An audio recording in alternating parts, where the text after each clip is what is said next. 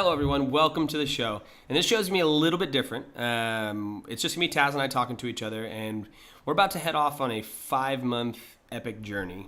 With the kids, of course. We're not leaving them home. That would be a long time away from a 5-year-old and a 2-year-old.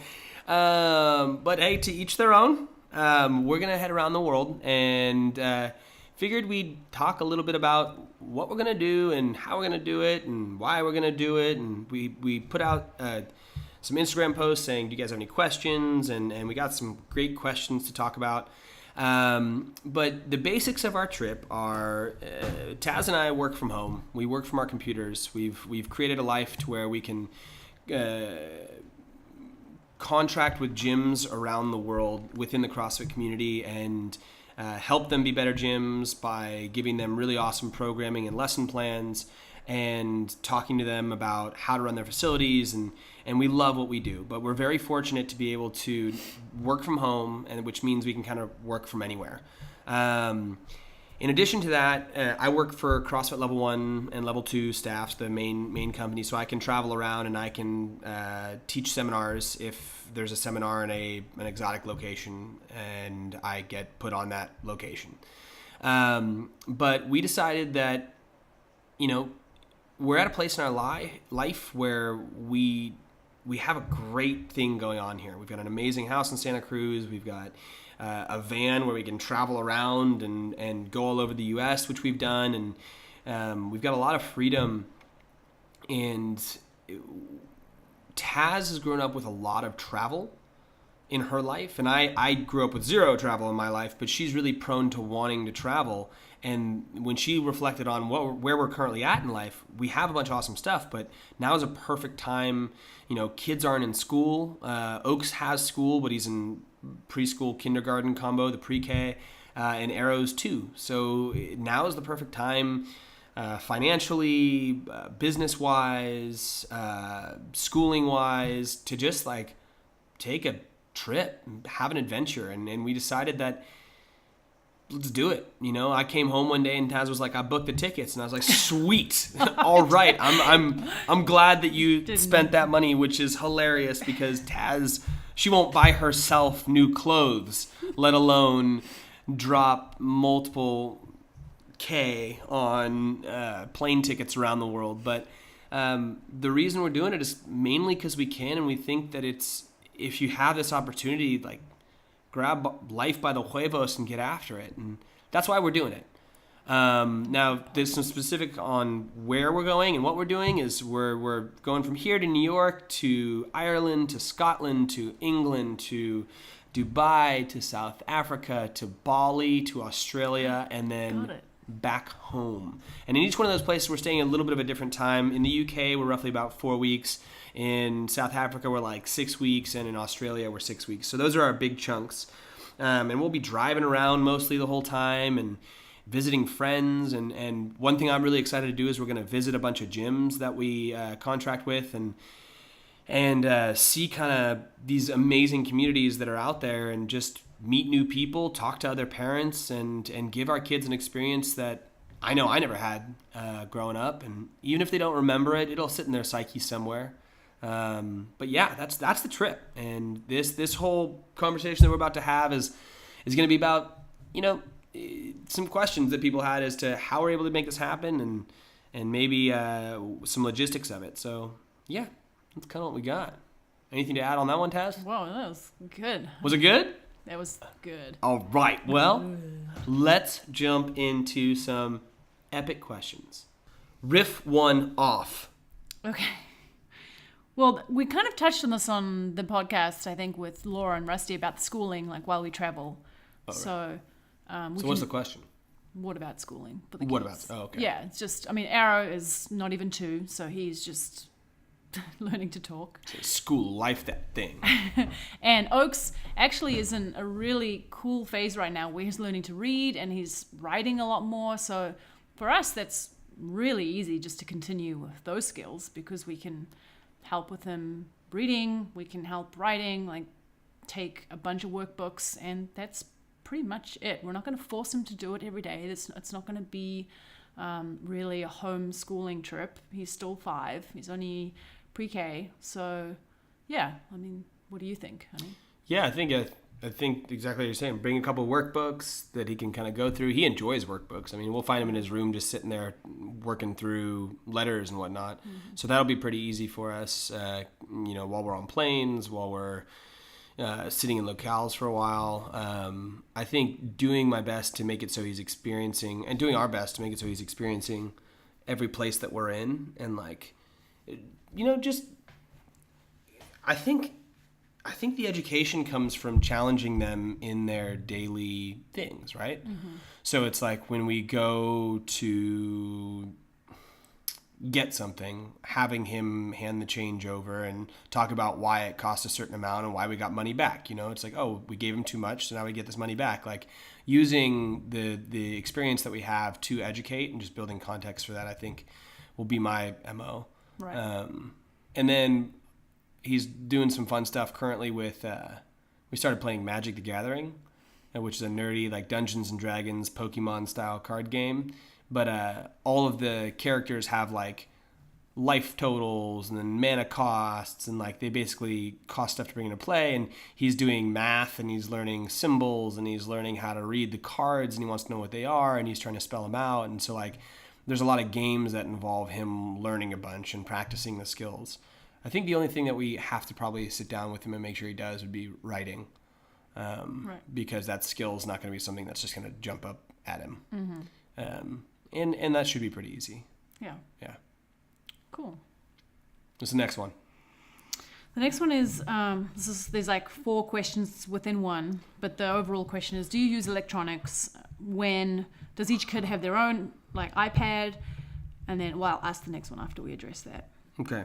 Yes, we do use electronics, mainly on the plane. That's really the only time we let Oaks watch as much TV as he wants is on the plane. Yeah. And he will watch 2 or 3 movies and go to sleep. That's kind of his time to watch a movie. Arrow, we would love for him just to sit there and watch movies, but he's not good at that. He's not very good at that. But so no, they don't have their own iPad. They don't even have an iPad. They just use ours, or they use what's on the airplane.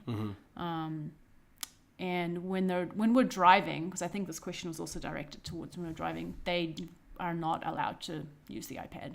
Right. We use books on tape. Oaks loves books on tape.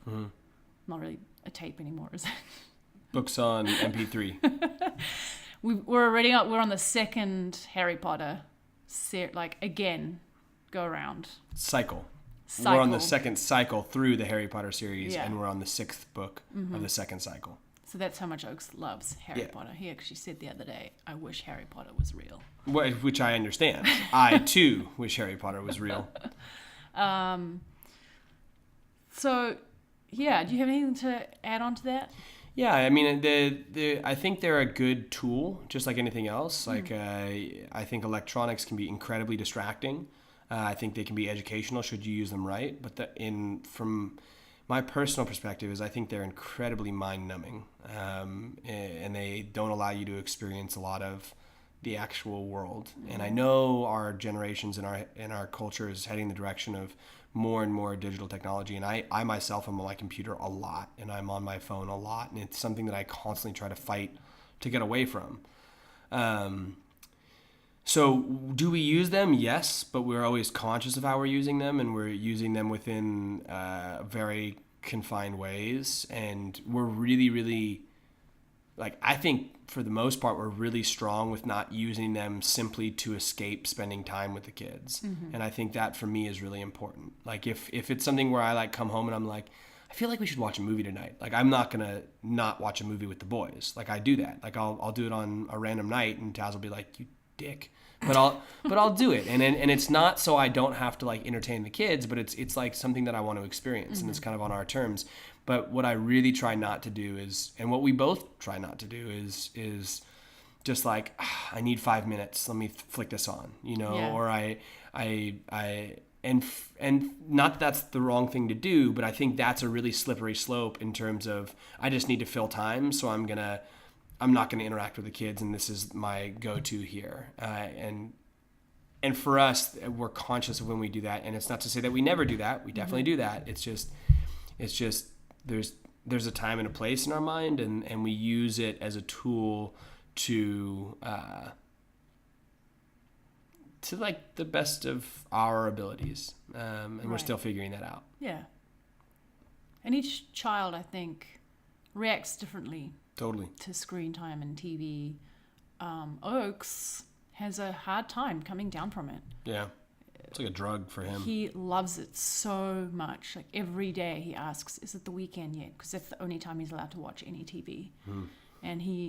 And we've tried in the past just to be more free with it, and that didn't work because he just wanted to watch it all the time. All the time. So we do limit it, and he is crazy over it. Yeah. Whereas Arrow he does not. doesn't. I mean, these days he likes to sit up on the couch and try to turn the TV on, but I think he likes the act of trying to turn the TV on. Yeah. Because then he watches it for like half a second and he's like, bah! And then like leaves. Mm-hmm. He says that word, by the way. Bah! Yeah, so it's interesting. Yeah. And then I guess this leads on to the next question. How long is the longest car ride that we do in a day? And for us, when we're driving, we try not to do any longer than 6 hours. That's kind of like all right, like the kids are going to go crazy. And then we don't back-to-back 6-hour drives. So some days might be like, especially if we're driving on a daily basis, it might be like 3 or 4 and then 1 6-hour day. Right. But we've done a couple 8s there. Yeah, a couple of 8s. But then again, it would be like we'd do an 8 and then we'd stay in a place for like a long time, a couple of days or whatever. Oaks will actually happily sit and listen for as long as you're in the car. Yep. Arrow, the little one, he gets distracted very easily and wants to be out of his seat. So that's really who we're catering for. Yeah. When we say that, is the little guy, because he can't fully verbalize exactly how he's feeling just yet. And he doesn't fully comprehend the stories just yet. Right, exactly. So he's not getting much. He's literally just sitting there Poor being little guy. like, Sucks. Yeah, exactly. We do put on music for him like every... Yeah, it's annoying though because we listen to that horrible kids music and that's all he loves. Taz like, put on the kids music. And I'm like, I don't want to. This kids music sucks. I want to listen to Harry Potter more. Yeah, so 6 hours. 6 hours-ish, yeah. Because then you can have like, we usually try to do no more than 3 stops. 1 stop for like a toilet break, then a lunch break, and then if we need to, another one. But other than that, it's like 2-3 maximum stops. Yeah, we had to train the boys into that though. It wasn't. I mean, they hated the car, and we had a 3.5 hour drive at one point in time where Oaks screamed the entire time. Yeah, we did definitely train them into that for sure. Yeah, so it was a matter of sticking it through. I feel like some parents get flustered because the kid really doesn't like to be in the car, which I can understand. They're not getting much attention and just, they're just sitting there, But it's like anything else in my mind. Like you're gonna have to work through some tough times with it and try to distract them, but you can also train them to love the car and enjoy the car, and it allows you to, should you need to travel for 6 to 8 hours at a time, not be up SHIT creek. Yeah, and I think it goes back to what you're saying. Like, we do have to kind of entertain Arrow. Mm-hmm. One of us will have to go back there and sit with him, or and I get really badly car sick. So it's if Arrow was to like be able to watch something, I would love to be able to just put in front of him. But that's kind of the rule we've set, like no screens in the car. So I'll be turning around constantly or going and sitting back there with him, and I start feeling car sick almost the instant I turn around. So it's definitely tough with the little guy, like just wanting to be out of his seat. But like you said, it's just something that we've decided is kind of important, and we try to stick with it. Yep. Next. What does your luggage look like? Because we're traveling through different climates. So, yeah, we struggled with this for a couple of seconds. And then we just realized we could just ship stuff back. So we're taking all the really, really cold winter stuff with us on that first month. And then we're going to put in a box and send it back to Santa Cruz. And then we will just have all of our summer stuff. And we each just have one bag and a carry-on. And that's pretty much it. The boys have like a little backpack, and if there's something that they want to take that doesn't fit in their backpack, then they can't take it. That's kind of the rule. So Oaks can put as many books, as many toys, or whatever he wants in his backpack, but he has to carry it. Arrow, I don't think he can actually really carry his backpack, but he can. it might just have like a book, Yeah. and a drink bottle.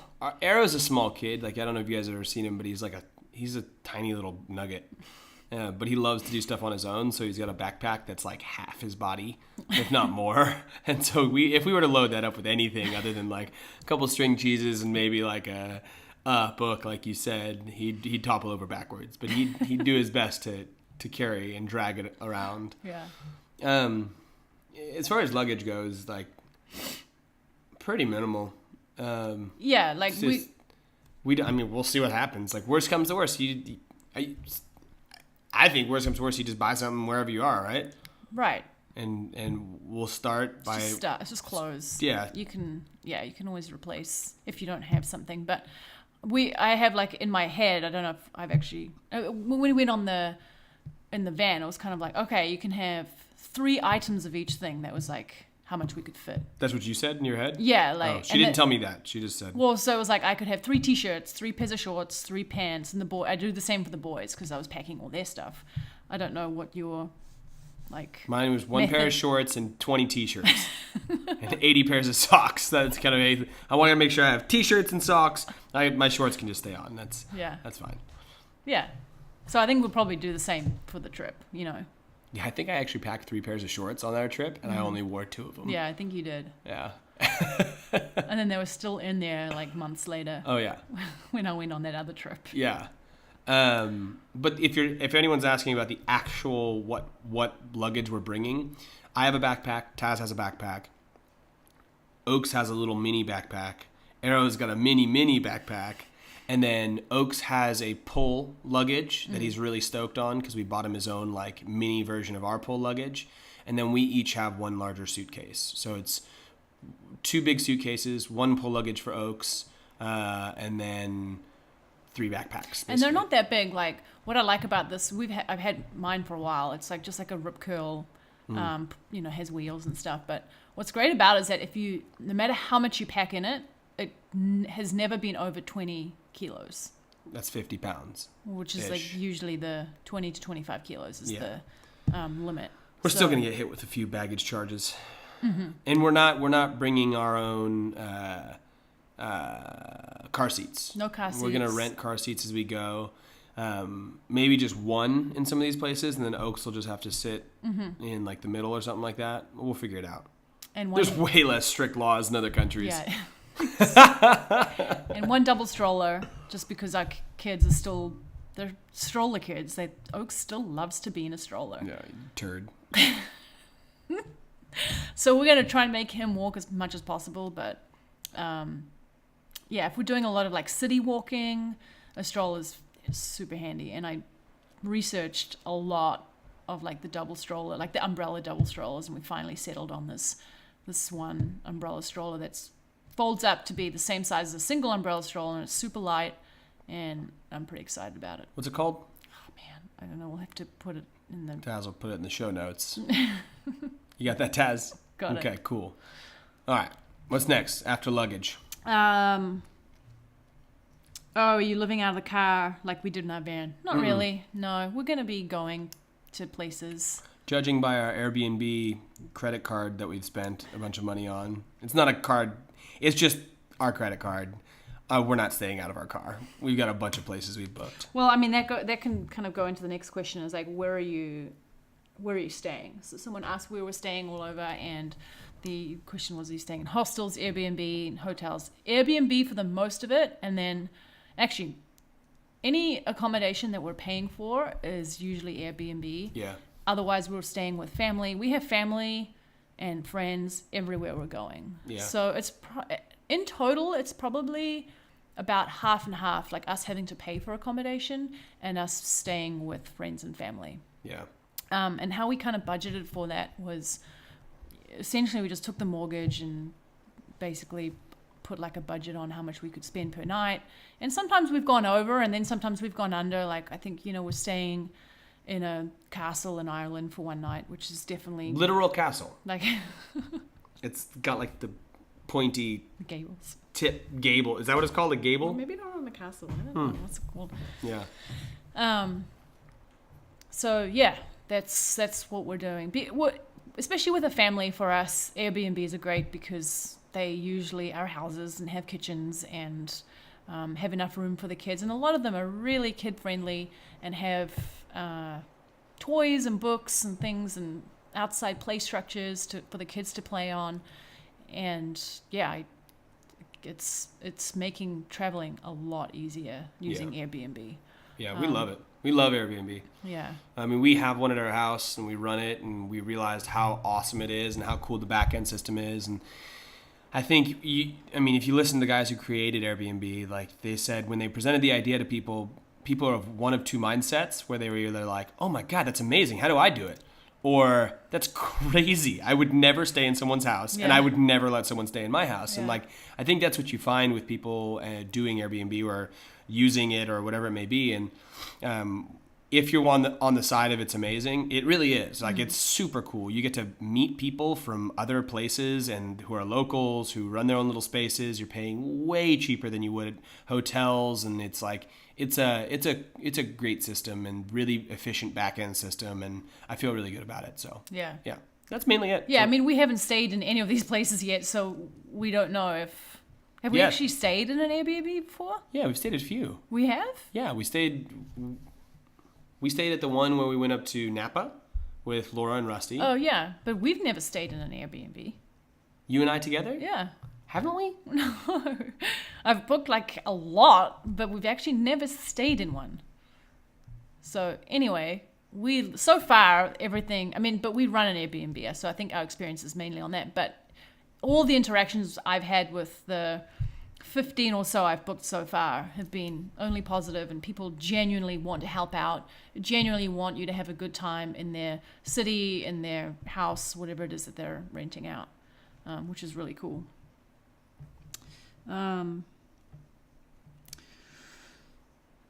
So along the same question was, how much money do you need to make a trip like this happen?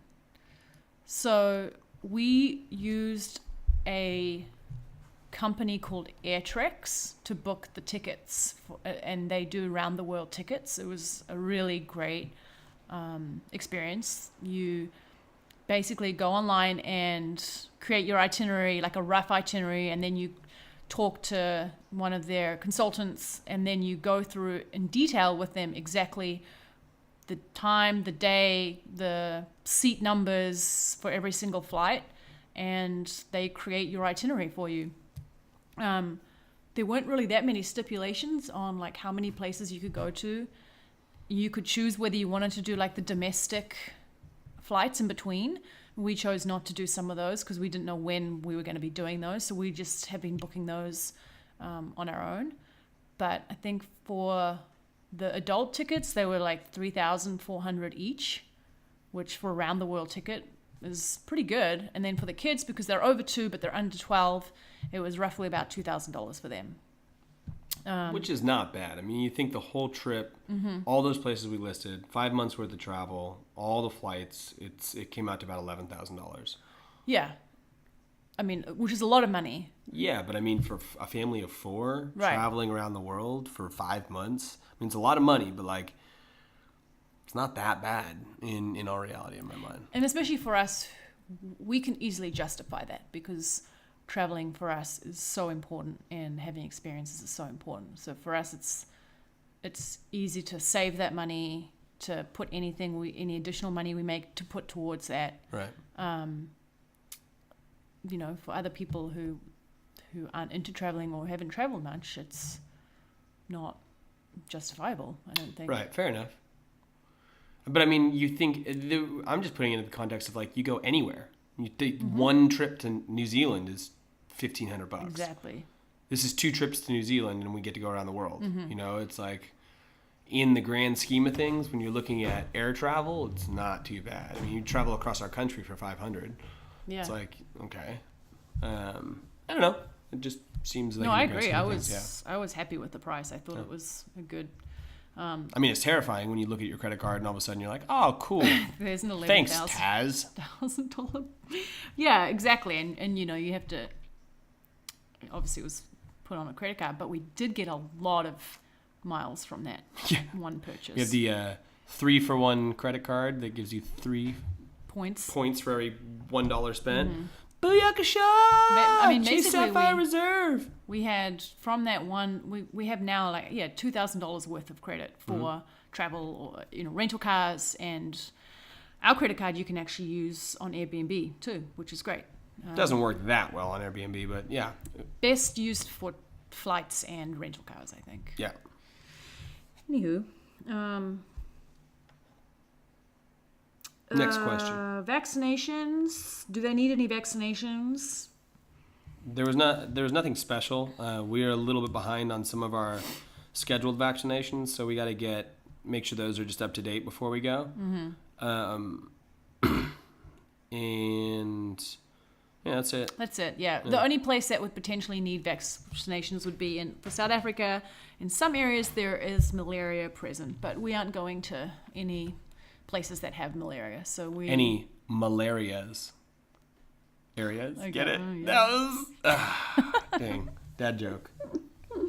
And then someone asked about health insurance, and do you want to explain about our health insurance? Yeah, sure. We use a Liberty Health Share, which is like a health share ministries. I don't know if anyone's ever looked into those, but they're basically organizations that are a collective of people who agree to pay each other's health insurance costs or health coverage. And basically, because they're private organizations and they're what are called health share ministries, which they're under a larger religious organization, they're, I think, categorically tax exempt, and it allows them to pool a whole bunch of money of like the people who are part of this ministry, and then that money can go out to paying off any sort of healthcare issues that people have. Some cool things about them are they stipulate who can come into them. So you have to be healthy, you can't smoke, you can't drink excessively, you have to have a certain bill of health coming into it.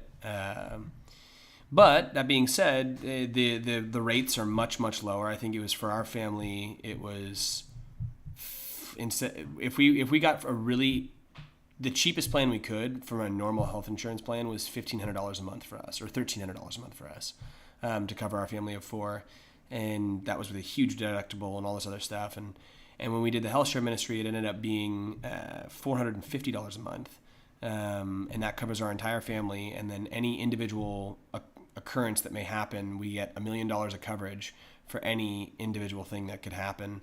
Maximum out of pocket per year is $1,500. It's called your unshared amount for the year, and then it covers kind of everything else. Doesn't do dental, doesn't do vision. I don't think it just does the basic doctor's visits, and you're considered a self-pay patient, and then they pay you back. We've really enjoyed it. It's worked well for us. So we wouldn't suggest it to everyone, but it's worked really well for us. And I called them up and was like, hey, what happens when we travel internationally? And they're like, nothing. You fully covered. So when we travel internationally, we get full coverage the same way as though we were here. We just got to make sure whatever bills we might get are in English. That's what they said.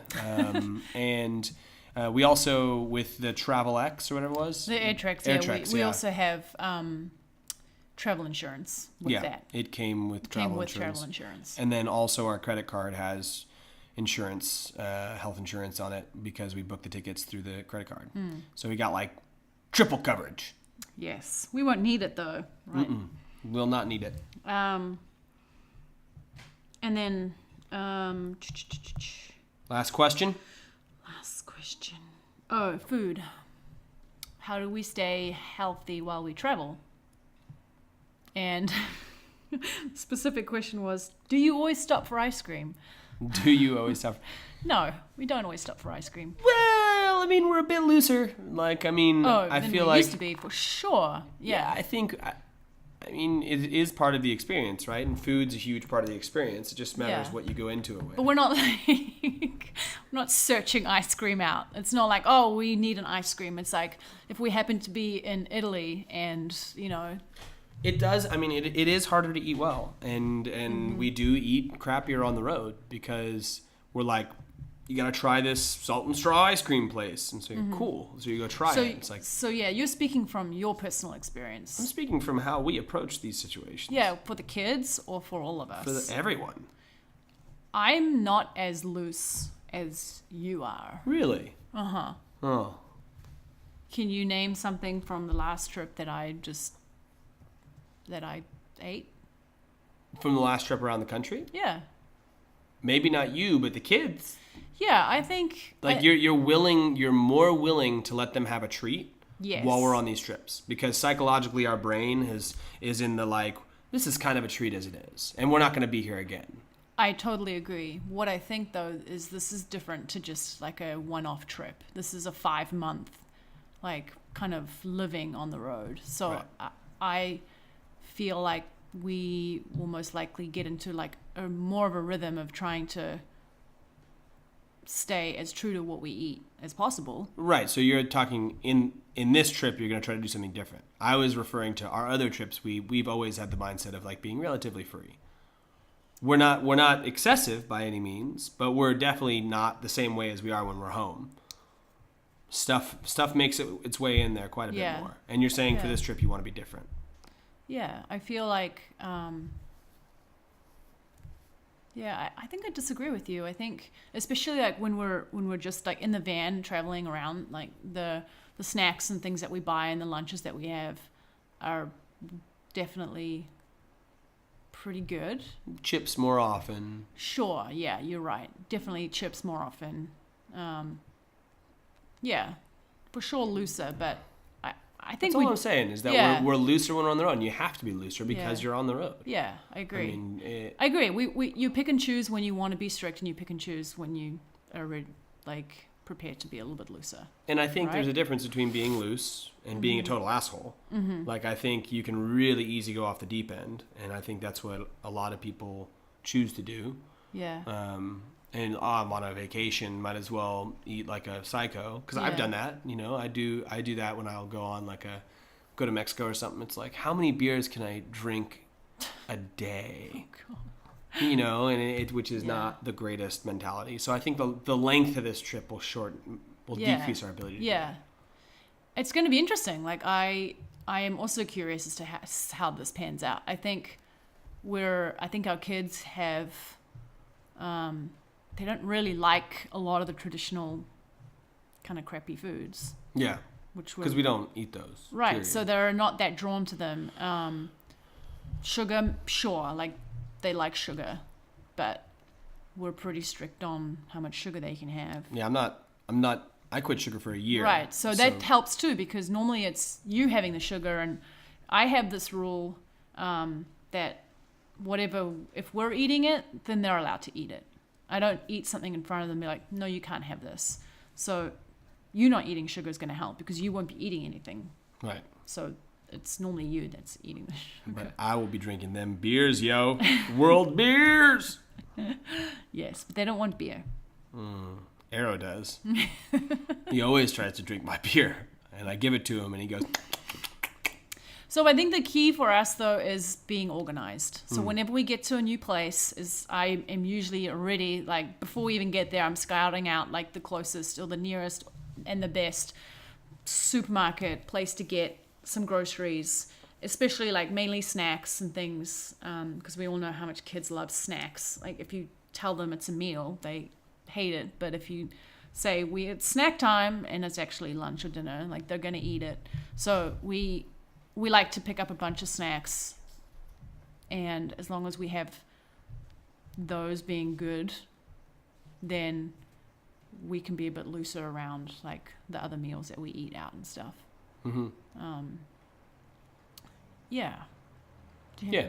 No, nothing to add to that. I think it's like We'll probably eat more chips than we normally do, just because chips and travel are great. You see all these, I don't know what it is. It's like you see all these new bags of chips and like we're a chip fam. Yeah, But I think you've also like become a little bit more strict now with like what you're okay with eating, which Yeah, it's true. helps. So like in the past, I'm like the kind of stickler with food. Like, oh, those chips have some terrible oil in it, and you're like, like YOLO, and I'm like, you're gonna die. I throw those YOLO lines out often. But now I feel like you're a little bit more like, yeah, trans fat is bad. Sure, Taz. Sure. Are you not? No, I am. I was always trans fat was bad, but canola oils and stuff I've started to look at a little bit closer. And Right. yeah, I get what you're saying, but I think we'll do our best and we'll see what happens. But we'll definitely, because we're in places longer, eat better foods more. Yeah, and if they don't eat healthy all the time, it's fine. Yeah. Like, we don't stress about it. Yeah. If they do have an ice cream 2 days in a row, Yep. it's fine. What was that? That was a stretch. Any more questions? There's no more questions.